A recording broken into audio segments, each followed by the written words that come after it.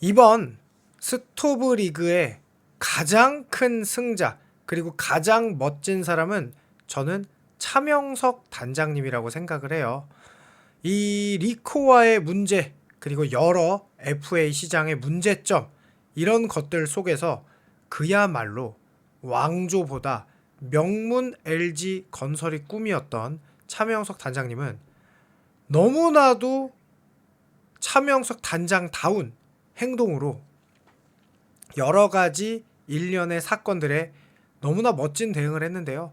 이 차명석 단장님에 대해서 조금 자세히 들여다보는 시간을 가져보도록 하겠습니다. 이게 21일 날 나왔던 기사예요. 왕조보다 명문 LG 건설이 꿈. 자, 요 21일은 사실 많은 일이 있었던 날인데요. 제가 이따가 다시 21일에 대해서 강조하도록 하겠습니다. 우승 이후에 차명석 LG 트윈스 단장. 자, 그리고 이 차명석 단장님을 알기 위해서는 반드시 LG 트윈스의 2군 시스템에 대해서 알 필요가 있어요. 차명석 단장님이 단장으로 이렇게 있으면서 LG 트윈스를 어떻게 운영하는지를 반드시 알아야 되는데요.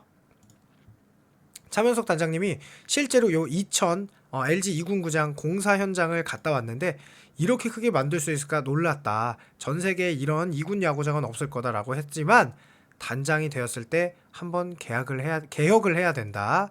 아무리 좋은 시설을 갖고 있더라도 우리가 여기서 좋은 성과를 내기는 어렵다고 판단했기 때문에 부임하면서 제가 코치를 8명 교체한 것으로 알고 있는데 공부하지 않는 코치는 LG 트윈스에서 오랫동안 있기 어렵다는 걸 보여주었다.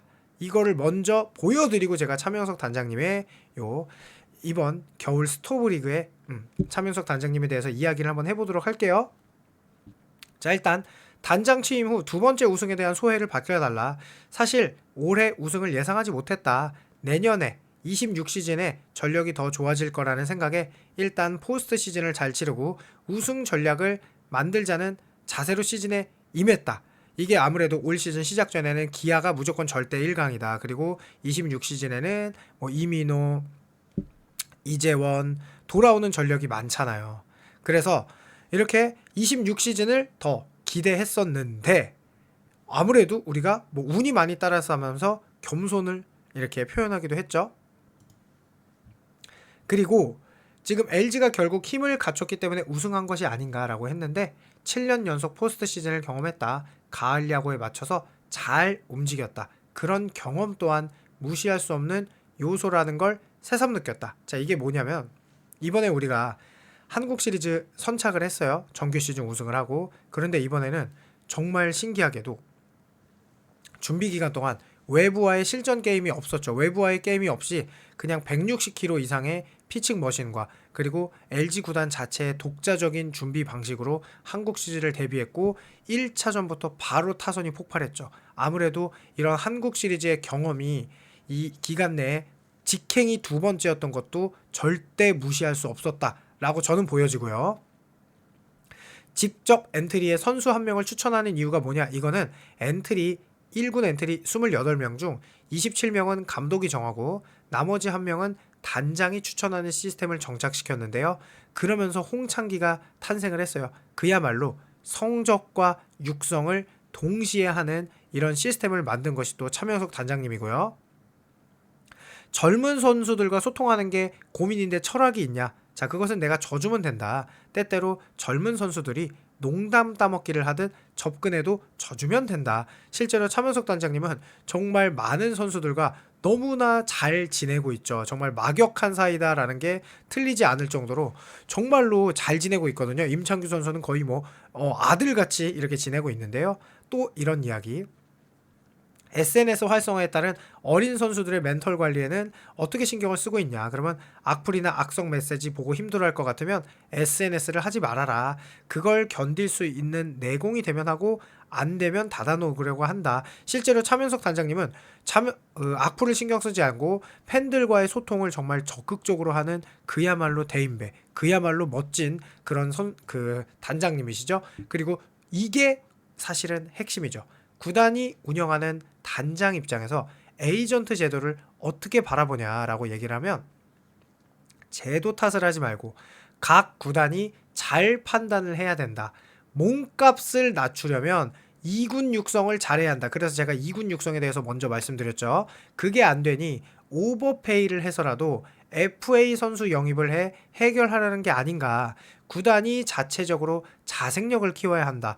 에이전트 제도 때문에 팀이 망할 수 있다는 걱정은 동의하기 어렵다. 결정권은 결국 구단에 있다. 저는 정말 이게 너무 멋있다고 생각을 하는데요. 선수 한 명에게 휘둘리기 시작하면은 그거는 구단 자체가 휘둘리기 시작한다고 생각을 해요. 실제로 이 김현수 선수와 김재현 선수 모두 다 FA였고 리코에 의해서 약간 흔들리는 그런 상황이 됐지만 솔직히 말해서 차명석 단장님은 절대 흔들리지 않았죠. 팬들은 김현수 선수가 재계약을 언제 하냐, 너무 걱정된다, 여러 가지 생각을 했지만 차명석 단장님은 본인의 기조, 일단 올 시즌은 셀러리 캡을 지키겠다. 그리고 김현수 선수가 가치가 어느 정도인가를 차명석 단장님은 직접 결정을 했다고 봐야겠죠. LG 구단에서 이 선수들이 요 정도 성적, 요 정도 가치를 가지고 있으니까 오버페이를 하지 않는 이런 구조가, 왜냐하면 이런 구조, 구단에 정확한 계획, 시스템이 있어야 선수들이 합리적이고 그리고 모두들 동의하는 이런 분위기. 어떤 선수가 너무 돈을 많이 받고 있으면 상대적인 박탈감을 느낄 수 있는데 그러지 않기 위해 최선을 다해서 구단을 운영하는 이런 기조가 너무 멋있었고, 결국 리코에게 흔들리지 않고 먼저 선전포고 입장 표명도 한 것도 저는 너무 멋있었다. 그렇게 했기 때문에 김현수 선수에게 흔들리지 않고 결국은 차명석 단장님은 단 한 번의 의도를 바꾸지 않고 완벽하게 했죠. 그랬기 때문에 저 역시도 김현수 선수의 계약이 이상하다는 걸 알 수 있었죠. 왜 25일에 계약을 했을까? 차명석 단장님은 이미 14일 전에 계약에 대해서 이미 다 확정을 했는데 그런 걸 알 수 있었던 것도 저 당연히 차명석 단장님이었죠. 자, 그러면서 결국 이거예요. 육성 시스템, 매뉴얼과 육성 시스템으로 했고 모든 밑바닥에서 모든 일을 기록했고 여러 가지 좋은 얘기인데 영상이 길어지니까 조금 줄이고요. 자, 우승팀도 금방 추락할 수 있는 냉정한 프로의 세계인데 앞으로의 목표가 뭔가? 자, 감독과 선수들은 왕조 구축을 이야기하는데 저는 명문 구단을 만드는 게 꿈이다. LG가 언제나 정상에 도전할 수 있는 연속성을 지닌 강팀이 되는 게 목표다. 성적도 중요하지만 바로 외적인 구단 문화까지 뒷받침이 돼야 된다. 23년 우승하고 지난해 정규 시리즈 3위를 했는데 느슨함이 보였다. 비시즌에는 이제 느슨함을 없애겠다라는 그런 것도 있었고요. 자, 실제로 이게 재밌었죠. 이 13일날, 그러니까 9일날 김재환 선수가 FA 미신청을 했고 드래프트 2차 드래프트도 열리고 막 이랬었죠. 그런데 계속 이제 뭐 이렇게 뭐랄까? 언플이라고 하죠. 김현수 선수가 이제 여러 구단이 비싸게 노리고 있다. LG 큰일 났다. 이런 얘기를 계속 했는데, 자, 일단 차명석 단장님이 먼저 보여줬던 건 이 계약서에 관한 얘기였죠. 김현수 선수의 리코 에이전시가 계약서를 시즌 중에 바꿔달라고 그랬어요. 옵션을 해결하지 못했죠. 4 플러스 2년인데 김현수 선수의 기록이 플러스 2년을 충족시키는 옵션을 해결하지 못했어요. 그러면 차명석 단장님은 그런 상황이 오면 계약서대로 하는 게 맞다. 그러니까 차명석 단장님은 원리 원칙 시스템을 중요시하는 분이잖아요. 그리고 김현수 선수에게는 이미 금액을 제시했어요. LG 트윈스의 셀러리 캡 상황, 그리고 김현수 선수의 가치가 포함이 돼 있었겠죠. 거기서 막판까지 찰 수 있는 금액을 이미 제시했고, 박혜민 선수에게도 마찬가지다. 그리고 우리 팀보다 얼마나 많은 오퍼를 제시할지 모르는데 본인이 2년 이상, 실제로 3년을 했죠. 그러니까 14일 전에 이미 김현수 선수와 만나서 거의 뭐 모든 거를 다 확정 지었고, 본인의 확고한 이 시스템 LG를 명문 구단으로 만들겠다는 이 의견은 바뀌지가 않았죠. 그래서 3년은 얼마다 얘기를 다 해줬다. 그리고 나서 이제 뭐 여러 가지 기사가 나왔어요. 이러고 나서 김현수 선수가 이제 16일에는 뭐 또 두산이 양의지와 제외하면 왜 자꾸 두산이 나오는지는 이제 보시면 여러분들이 더 이해가 되시죠. 이게 언플이라는 걸.